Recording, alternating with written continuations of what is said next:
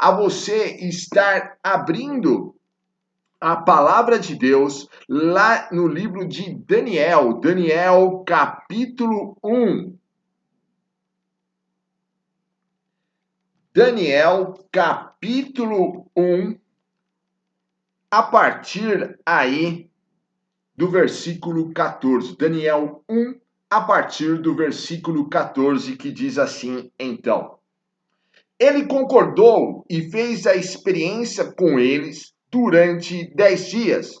Passados 10 dias, eles pareciam mais saudáveis, mais fortes que todos os jovens que comiam a comida da mesa do rei. Assim, o carregado tirou a comida especial e o vinho que haviam sido designados, e em lugar disso lhes dava vegetais.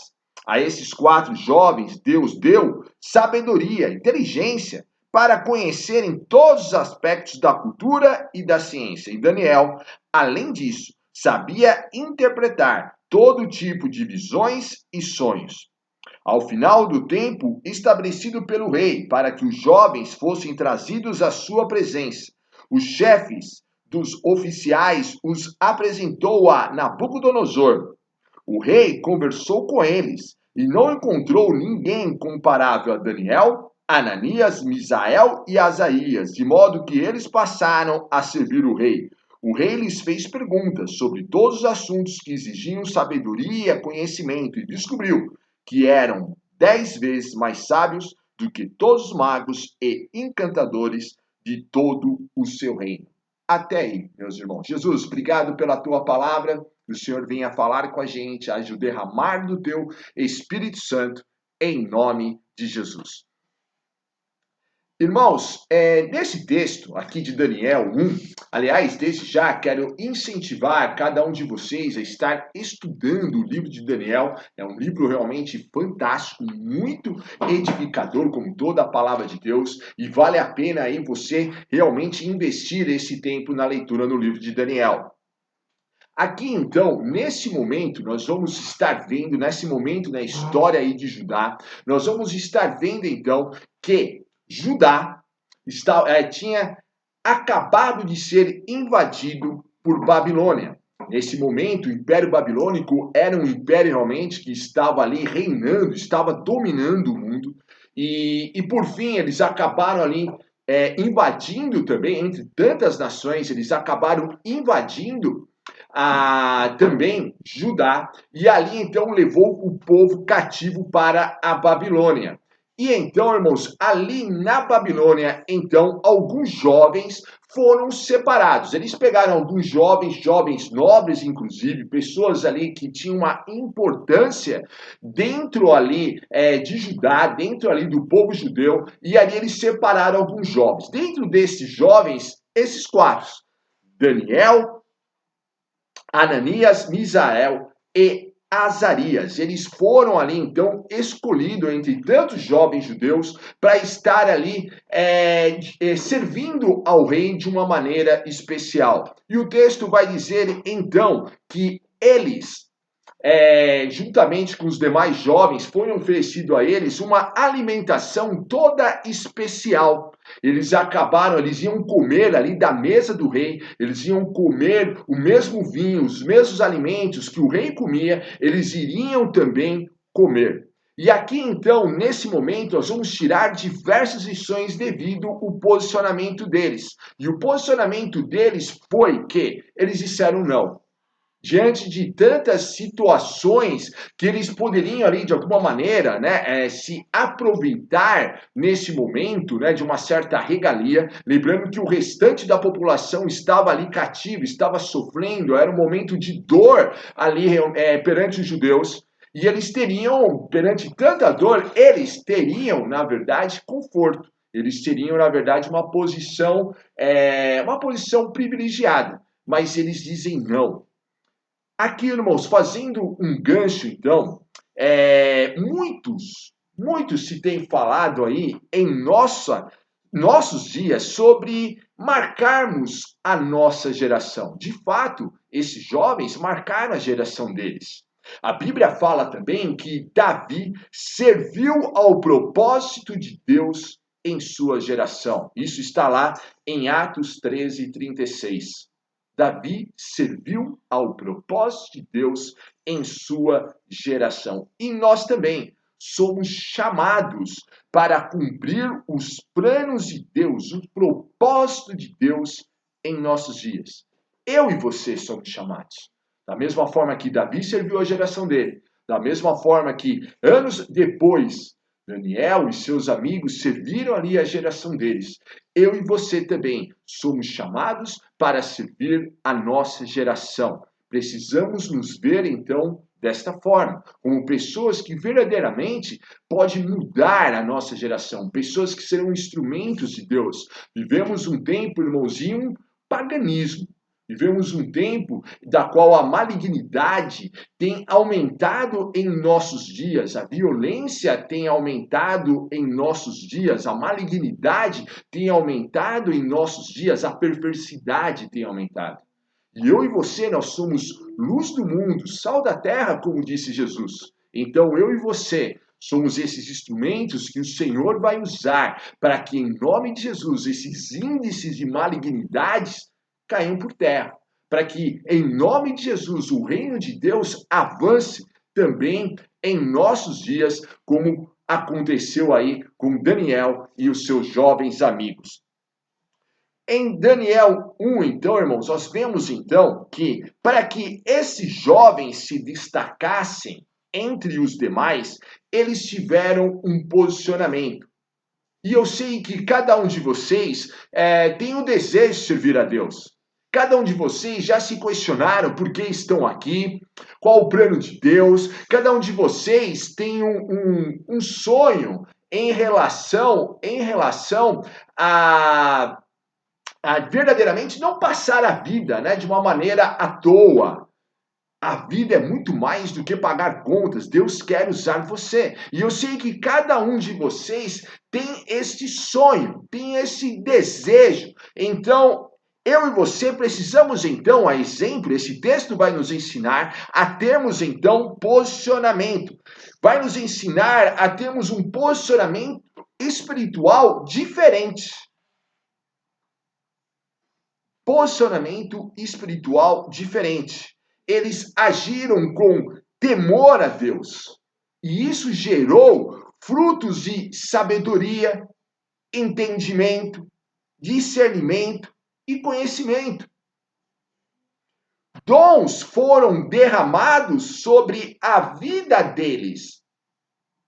Sobre a vida deles. E o Senhor lhes colocou em altas posições. Como esta parte que nós acabamos de ler, entre todos, devido ao posicionamento deles, entre todos, eles se destacaram.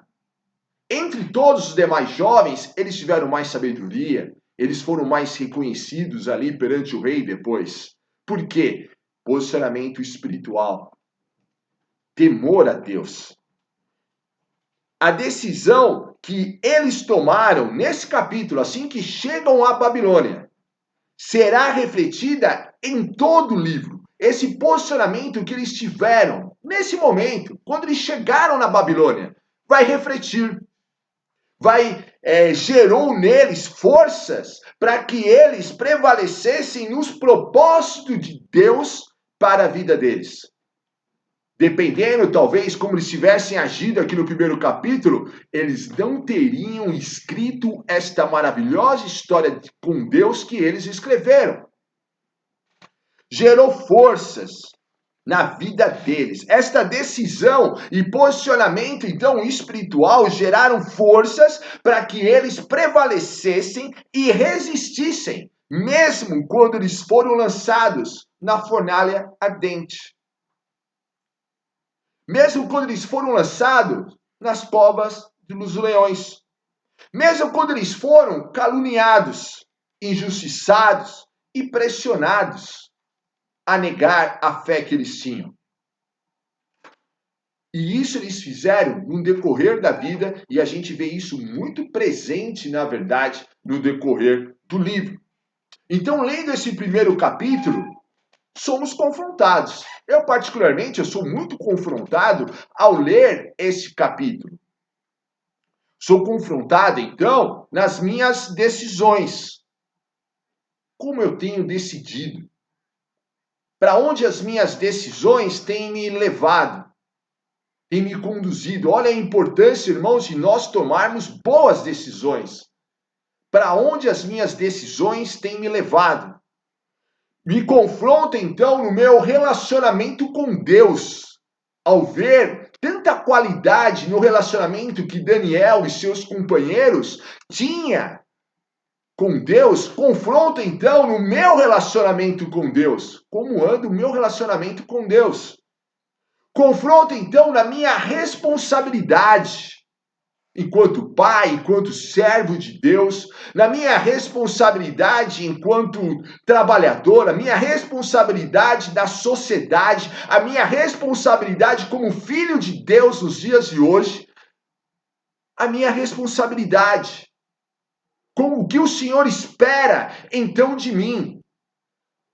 Eu sou confrontado, então, a assumir algumas posições e algumas responsabilidades. E não somente colocar a culpa em governos, colocar a culpa em terceiros, colocar a culpa no outro. Aqui eu sou, então, convocado, chamado, confrontado a assumir a minha responsabilidade nos dias de hoje. Sou confrontado no meu olhar. Como eu olho para mim mesmo, e como eu olho para o outro, e como eu olho para a minha cidade, para a comunidade da qual eu faço parte. Como você tem olhado? Primeiro para si, porque é importante, irmãos, nós aqui entendermos a importância de reconhecermos e termos uma convicção de que verdadeiramente somos filhos de Deus, somos perdoados pelo Senhor, fomos resgatados, somos luz do mundo, sal da terra, chamados para fazer a diferença, chamados para levar o evangelho a todas as pessoas. Então aqui é o meu olhar sobre mim mesmo tem que mudar. Porque quanto mais eu olho para mim mesmo e me desprezo, quando eu olho para mim mesmo e valorizo as minhas inseguranças, os meus temores, isso me impossibilita de viver o sobrenatural de Deus na minha vida. Então, como eu tenho olhado para mim mesmo, sou confrontado nesse texto. Sou confrontado nas minhas indiferenças em relação ao outro. Porque às vezes eu posso olhar para o outro com tanta indiferença, com tanto desdém, olhando de repente e pensando, olha, o sofrer dele não tem nada a ver comigo, mas olhando biblicamente, sim, tem. Porque eu e você, nós sabemos qual é a resposta, e a resposta para os dias de hoje é Jesus.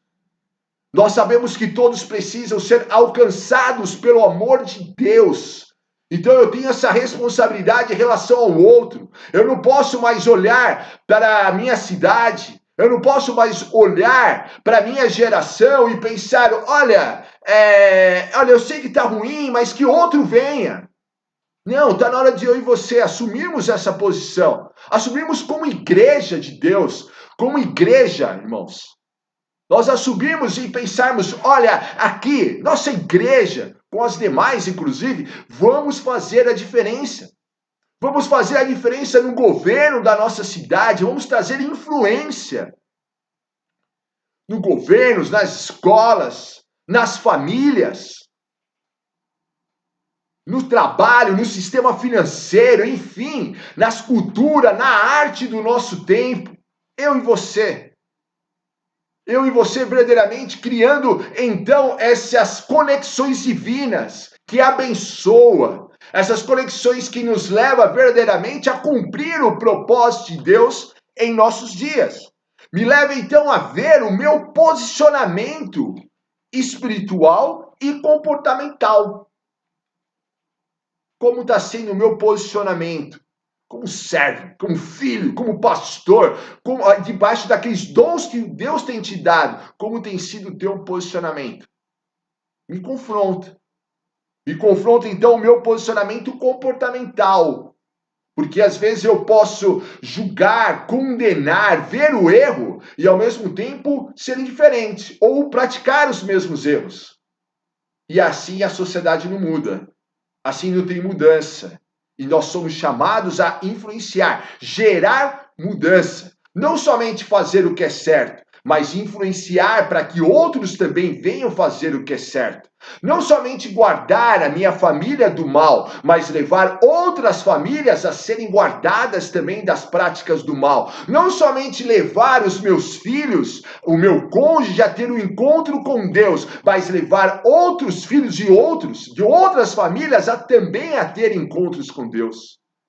Marcar a geração, mudar a geração. Sermos esses instrumentos, somos chamados em nome de Jesus. Então, creio de verdade que o Senhor Jesus quer transformar as nossas famílias, a nossa cidade. E nesse texto bíblico aprendemos então 7 atitudes necessárias para marcarmos a nossa geração como fez Daniel e seus amigos. Vamos juntos então aprender? A primeira, então, atitude necessária é temer a Deus. Lá no Salmo 111, irmãos, versículo 10, vai dizer assim: o temor do Senhor é o princípio da sabedoria. Tudo começa no temor a Deus. E é muito gostoso ver aqui que verdadeiramente o Daniel e seus amigos temeram a Deus. Esse temor a Deus trouxe impacto na vida deles. Eles temiam a Deus, eles chegam num novo país e apesar de eles estavam ali escravizados e apesar de todo o sofrimento gerado, eles não abandonaram a fé deles. Eles continuaram a temer a Deus. Apesar de toda a dor, de todo o sofrimento, eles não deixaram que esses sentimentos ruins de dor, de sofrimento, de injustiça, de calamidade social que eles estavam ali vivendo, de uma opressão humana por parte dos soldados babilônicos, eles não permitiram que o coração deles se perdesse, que a fé deles se perdesse, que a fé deles fossem abaladas. Muitas vezes, o que está faltando é esse posicionamento, temor a Deus. Continuar temendo a Deus, mesmo diante a dor, mesmo diante a injustiça. Esse é o primeiro posicionamento. Porque para servir a Deus e marcar a geração, o temor a Deus tem que estar muito enraizado em nós. A nossa casa, a nossa vida firmada na rocha que é Jesus, para que assim venhamos levar outras pessoas a também firmarem suas vidas na rocha que é Jesus. Para que a gente não caia em um erro, em uma contradição, de levar algumas pessoas e nós mesmos falharmos na nossa fé. Não, firmados, enraizados em Cristo, como diz ali em Colossenses. Essa é a primeira atitude. Segunda atitude, então, que aprendemos, é esse discernimento espiritual que eles tiveram.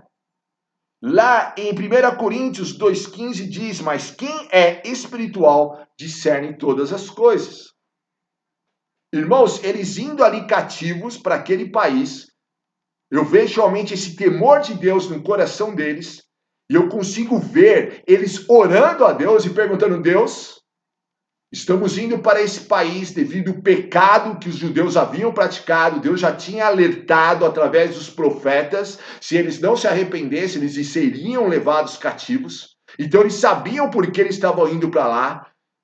Mas eu vejo Daniel e seus amigos com o coração ali temente a Deus, cheios do Espírito Santo, perguntando ao Senhor, Senhor, estamos indo para lá, mas como nós podemos fazer a diferença naquele país?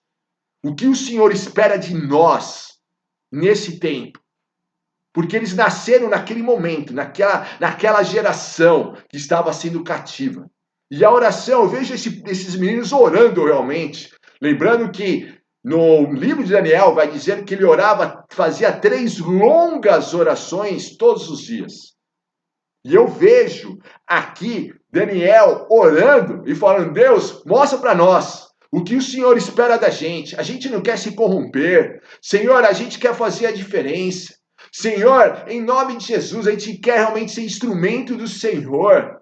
Olha, o Senhor nos fez para esses dias. Não permita que a gente passe por esses dias de uma forma à toa, de uma forma despropositada. Não, Senhor, cumpre os teus propósitos das nossas vidas. E nós precisamos, irmãos, fazer esta oração também. Senhor, nascemos nesses dias, em um dia de tanta tecnologia, em dias de tanto acesso à informação, que nós venhamos marcar a nossa geração em nome de Jesus. Foi nesses dias que nós nascemos. Não nascemos no século passado, não nascemos no outro século XIX, não, nascemos nesses dias, agora. Somos desta geração. E o que o Senhor então espera de nós? Nós podemos ter até décadas de preferência, né? Olha, gostaria de ter nascido nesse tempo, naquele outro tempo, mas de fato nascemos nesses dias. Vamos ser usados por Deus nesse dia. Então, irmãos, quando nós começamos a fazer estas orações, nós começamos então verdadeiramente, nós começamos então a buscar estratégias. Isto gera estratégia, isto gera discernimento. Discernimento, o que devemos fazer? Quando nós começamos então a buscar esse discernimento espiritual, o Senhor começa então a revelar. Se comporte assim no teu casamento, se comporte assim perante aí na sua família, se comporte assim no seu trabalho. Se comporte assim perante os seus vizinhos. Olha, o Senhor começa verdadeiramente a nos chamar para o jogo e nós nos tornamos esses cooperadores. Nós nos tornamos verdadeiramente esses aliados do Senhor. E aí verdadeiramente começamos a escrever a história, viramos intercessores, pessoas que o Senhor acorda de madrugada para fazer orações específicas. E isso é tão bom, é tão gostoso. E algo que eu vejo também, irmãos, de muito especial nesse texto, a simplicidade. Eles estavam indo, irmãos, para um lugar luxuoso, um lugar bonito. Lembrando que Babilônia era, naquele momento, o principal império, um lugar de muita riqueza. O que havia de melhor naquele tempo estava na Babilônia. Mas eles não deixaram corromper o coração deles. Eles seguiram exatamente aquilo que Jesus alerta quando fala: eu estou os enviando como ovelha no meio de lobos, portanto sejam prudentes e simples. Olha a importância aqui da simplicidade. O Senhor também tem nos enviado como ovelhas no meio a lobos. E a simplicidade e a prudência têm que fazer parte do nosso dia. Outro posicionamento importante é santificação. Lá em Josué 3,5 diz: santificai-vos, porque amanhã o Senhor fará maravilha no meio de nós. Irmãos, todos nós queremos viver aí maravilhas vindas dos céus. Mas olha a importância então da santificação. E aqui, irmãos, a santificação deles passou muito pela alimentação. Logo ao chegar, o rei então oferece todo um banquete, uma alimentação privilegiada. E eles ali têm um discernimento de falar, de entender que eles não deveriam ser participantes daquela alimentação. Eles negam uma alimentação extremamente saudável, extremamente gostosa, prazerosa. Eles negam essa alimentação porque eles estão dizendo ali, estão deixando bem claro: Deus, a gente não vai se corromper com as coisas desse império, com as coisas desse mundo. A gente vai prevalecer sendo fiel ao Senhor. O nosso coração, a nossa cultura é dos céus. A nossa cultura não é babilônica, a nossa alimentação não é babilônica. A gente pode estar aqui respirando o ar da Babilônia, mas nós somos cidadãos dos céus. E aqui, irmãos, é um grande ensinamento para nós. Porque também lá em 1 Pedro vai dizer que eu e você, nós somos cidadão dos céus e devemos nos comportar como esse cidadão do reino dos céus. Então nós temos que entender que sim, nós estamos aqui vivendo nesses dias, mas olha a nossa responsabilidade de vivermos em santidade. Sem santidade ninguém vê a Deus, sem santidade as coisas não ocorrem, milagres não são gerados. Sem santidade não tem livramentos. Sem santidade não tem mover sobrenatural. Sem santidade, irmãos, vira uma grande bagunça, porque aquilo que é dito não é acompanhado com sinais e maravilhas. Então a gente pode, sem santidade, a gente pode falar das verdades de Deus, mas não vai ter a unção de Deus confirmando. Não vai viver aquilo que o apóstolo Paulo diz lá em 1 Coríntios, quando ele diz: olha, muito mais que palavras, houve demonstração de poder através da minha vida. Isto é, enquanto ele falava, mas Deus confirmava com poder aquilo que o apóstolo Paulo ensinava. Irmãos, eu e vocês, se queremos viver esse poder, esse dunamis, nós precisamos verdadeiramente nos santificarmos, aprender a dizer não. E essa atitude eles tomaram logo de início. Então a situação dentro da nossa mente, do nosso coração, já tem que estar muito bem amarrada, posicionada, no sentido, olha, estou dizendo não. Verdadeiramente um praticar constante daquilo que o salmista, em alguns salmos inclusive, vai dizer: Senhor, sonda-me o meu coração, vê se há alguma coisa incorreta e guia-me pelo caminho eterno. É viver a santificação nos pensamentos, nos desejos, nos atos. É verdadeiramente falar: Senhor, olha, eu não quero continuar sendo essa pessoa complicada, com os velhos hábitos, com os velhos desejos. Eu não quero mais cair numa justificativa de falar: a carne é fraca, todo mundo faz. Não, não foi isso que Daniel e seus companheiros fizeram. Enquanto todos os jovens judeus estavam todos se alimentando da mesa do rei, esses 4 falaram: não vamos comer. Olha, pode trazer aí verdura, pode trazer legumes, pode trazer alimentações simples. Porque nós queremos da presença de Deus na nossa vida. E aqui, irmãos, vem uma questão para nós. Até onde, então, nós estamos dispostos a viver, a marcar a nossa geração, o quanto nós estamos com fome e sede de Deus. Esses meninos tinham fome e sede de Deus, mesmo vivendo o pior momento ali de Judá, o pior momento de Israel. Eles tinham fome e sede do Senhor. E isso os levaram a dizer não a essa alimentação, a eles praticarem esse jejum. E esse, então, é o 4º passo: jejum e oração. Então, esta fome e desejo de Deus levaram eles a jejuarem, correndo o risco. E ali, então, o empregado, o servo do rei, vai dizer: olha, mas se vocês ficarem subnutridos, o rei vai me matar, o que eu faço? Eles falaram: olha, fique em paz. Vamos fazer um teste aqui de 10 dias. Vamos ver se de fato nós vamos ficar desnutridos ou se nós vamos ficar mais fortes. Pode fazer essa convicção. E essa convicção vem do jejum, da oração, da caminhada com Deus. Então, irmãos, eu e você que queremos ver sinais, maravilhas, transformações, milagres, jejum e oração. Verdadeiramente, irmãos, tenha tempos a sós com Deus cada vez maiores. Planeje aí jejuns na tua vida da forma que o Senhor te orientar. Planeje momentos de oração. Vai para a madrugada, acorda mais cedo. Tenha momentos no decorrer do dia. Mas a grande questão, fome e sede do Senhor. Quanto mais fome e sede você tiver, mais você vai buscar. Talvez esse ponto que nós devemos então aprender e orar é: Senhor, me dê fome e sede de ti. Lembra-se que uma das bem-aventuranças é que aquele que tem fome e sede será farto. Às vezes falta isso. Vejo que às vezes falta isso por parte da igreja. A grande questão, irmãos, o que muda a nossa geração das gerações passadas, dos grandes avivamentos e avivalistas que já viveram em séculos anteriores, é que eles tinham fome e sede do Senhor. Eles oravam, a situação que eles viviam eram situações mais tenebrosas em questões de alimentação, em questões de estruturas sociais. Vivemos em épocas muito mais confortáveis do que viveram os nossos antepassados. E talvez devido a essa situação de eles estarem vivendo uma situação difícil, os levaram então a estar buscando mais a Deus. E o próprio Jesus vai dizer: olha, essa espécie de demônio só sai pela oração e pelo jejum. E nós precisamos entender, como diz lá em Efésios, a nossa guerra não são contra as pessoas, irmãos, não são contra governos humanos, contra as pessoas em si.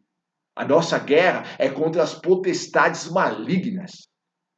que estão por trás de governos, estão por trás de diretores de escolas, que estão por trás de empresas, que estão por trás das artes, estão por trás, estão atuando nos ares, como diz em Efésios 2. É contra essas malignidades que nós temos que, então, ter esse discernimento, vindo, então, da oração e jejum, e começar, então, a combater, começar a verdadeiramente a orar, a entender que essa é a nossa guerra, e entender que isso é transformado com oração e com jejum. E por mais, a nossa guerra, então, não é uma guerra política, a gente pode influenciar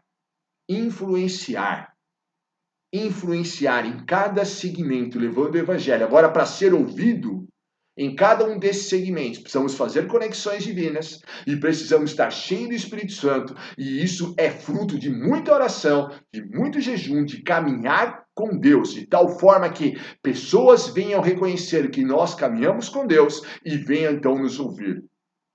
É o amor de Deus sendo derramado na nossa vida para que verdadeiramente venhamos começar a marcar a nossa geração, pessoa por pessoa. Caminhar com Deus, ser fortalecido no Espírito Santo, não mais andar na carne, não mais somente ser um simpatizante do Evangelho, não somente conhecer versículos da palavra. Agora é tempo de nós marcarmos a nossa geração, de mudar a nossa cidade e de levar a nossa cidade a ter um encontro com o Senhor, a verdadeiramente cada área dessa cidade, cada segmento. E crer, influenciar, ter estratégias para que em nome de Jesus venhamos viver. O próximo passo, então, é esta ousadia e fé. Eu acho muito bacana a ousadia que eles tiveram. Olha, fica tranquilo. Nós estamos fazendo esse jejum, mas fica despreocupado. Pode trazer legumes e verdura. Que ousadia, que posicionamento. E esta ousadia e fé vai marcar todo o livro.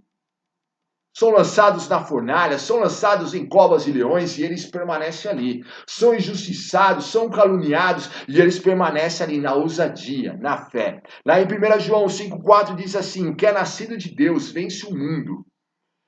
E esta é a vitória que vence o mundo, a nossa fé. O que nos leva a vencer o mundo, vencer todas as malignidades, todas essas injustiças sociais, a vencer todas essas calamidades que tantos noticiários fazem questão de anunciar todos os dias, é a nossa fé em Cristo. Para que verdadeiramente, quando você começar a assistir o noticiário, a gente venha a ter novas notícias. Irmãos, fazendo uma comparação numa questão de vacina. O que vai vacinar esse mundo e levar esse mundo a ser curado é o Evangelho de Jesus. É esta vacina que o mundo, de fato, precisa receber. E isso é diante a nossa fé, a nossa ousadia. Sermos instrumentos para vermos verdadeiramente os propósitos do Senhor se cumprirem. E aí nós vamos precisar, então, sermos ousados, sair da nossa posição de comodidade. Ah, irmãos, como eu tenho sido desafiados nisso. Como eu percebo que aquilo que eu fiz no passado não importa mais. Ficou no passado. Agora, em nome de Jesus, nova fé, novos desafios, nova ousadia. E quanto mais nós vamos crescendo em Deus, mais desafios vêm. E aí nós vamos vencendo. E é desta forma que a nossa história com Deus vai sendo escrita. Lembrando que esse foi o primeiro desafio, alimentação. Chegou um momento que o desafio deles foi ser lançados numa cova com leões. Se eles não tivessem vencido uma alimentação, eles não teriam vencido o leão. Se eles não tivessem vencido a alimentação fornecida pelo rei, eles não teriam vencido também a fornalha ardente. Irmãos, se nós não vencemos preguiça, se nós não vencemos a nossa comodidade, se nós não vencemos os nossos pecados, se nós não vencemos coisas nossas diárias, coisas pequenas do nosso dia a dia, se nós não programamos para nós termos esse tempo com o Senhor, se nós não sonhamos, se nós não temos ousadia e fé em pequenas coisas, o Senhor nunca vai acrescentar as muitas. Lembra-se do princípio, quem é fiel no pouco, o Senhor acrescenta no muito. Seja fiel nessa situação. Vence essa situação em nome de Jesus, para que o Senhor venha te acrescentar em posições ousadas. E aqui, nesse contexto todo, dependência de Deus. Eles são ousados e ficam ali. Deus, você imagina esses 10 dias como foram para eles? Deus, nós estamos ousados aqui no nosso posicionamento. Honra a nossa fé. Olha, mostre para esse servo, mostre para esse rei, que é a Deus de Israel, que nós estamos aqui presos, mas o Senhor não nos abandonou. Nós estamos aqui cumprindo o teu propósito, mas sejamos teus instrumentos. Senhor, nós estamos aqui, na espera. Irmãos, dependência é reconhecer que as respostas não vêm de nós, a resposta vem de Deus. Quem vai transformar situações é o Senhor. Ele vai mostrar como vai ser feito isso. É Ele que leva nações se prostrarem perante Ele, governos reconhecerem que Ele é Deus. Não foi assim no livro de Daniel? Não foi assim que acontece com o próprio Nabucodonosor, quando o próprio Nabucodonosor reconhece e confessa o Deus de Israel como o único Deus? Mas isso tudo, irmãos, nasce então dessa dependência, desta ousadia, desta fé que esses meninos tiveram, porque como está escrito lá em Provérbios 19, 21, muitos são os planos no coração do homem, mas o que prevalece é o propósito do Senhor. Eu posso ter muitos sonhos, eu posso ter muitos planos, mas tem que prevalecer, nós temos que entender, quando nós dependemos de Deus, o que prevalece é o propósito dele. Vamos depender dele, então vamos nos expor. Vamos sentir esse frio na barriga em nome de Jesus, mas vamos sonhar juntos, vamos declarar juntos somente um novo tempo na nossa cidade, na nossa família. E por final, não perder o alvo. Lá em Filipenses 3,14, o apóstolo diz assim: prossigo para o alvo, não perca então o alvo. Irmãos, eles não se distraíram com a beleza da Babilônia, com a alimentação da Babilônia, eles não se distraíram com a dor que eles estavam sentindo, eles não se distraíram com o passado deles, eles não se distraíram. Eles permaneceram muito firmes, não perderam o alvo. Digo isso, irmãos, porque muitas vezes é muito fácil se perder. É muito fácil ter muitas distrações, quer sejam as distrações que nós temos através dos aplicativos, distrações em Netflix, distrações em outros, né? Em séries, distrações em aplicativos de Facebook ou Instagram e por aí vai. É muito fácil. É muito fácil também nos distrairmos com discussões tolas, que não acrescentam e não tem nada a ver com o nosso objetivo. É muito fácil nos distrairmos. E aqui então, Jesus nos ensina, e aqui a gente vê esses meninos tendo um alvo, e eles prosseguindo no alvo. E eles prosseguem no alvo no capítulo 2, no capítulo 1, no capítulo 2, no capítulo 3 e no decorrer da vida deles. Que a gente prossiga então para o alvo, que a gente não se perca na nossa caminhada com Deus. E por fim, então, a conclusão. Muitos são os que têm sido, então, irmãos, enganados pelo maligno e estão caminhando a largos passos para a destruição e condenação eterna. Mas nós somos chamados, irmãos, para cumprir os propósitos de Deus em nossos dias, eu e você. E vermos a nossa família e cidade transformada por Jesus. Portanto, nos posicionemos como Daniel e seus amigos e vamos juntos ser usados nas mãos de Deus para que muitos creiam e sejam salvos em nome de Jesus.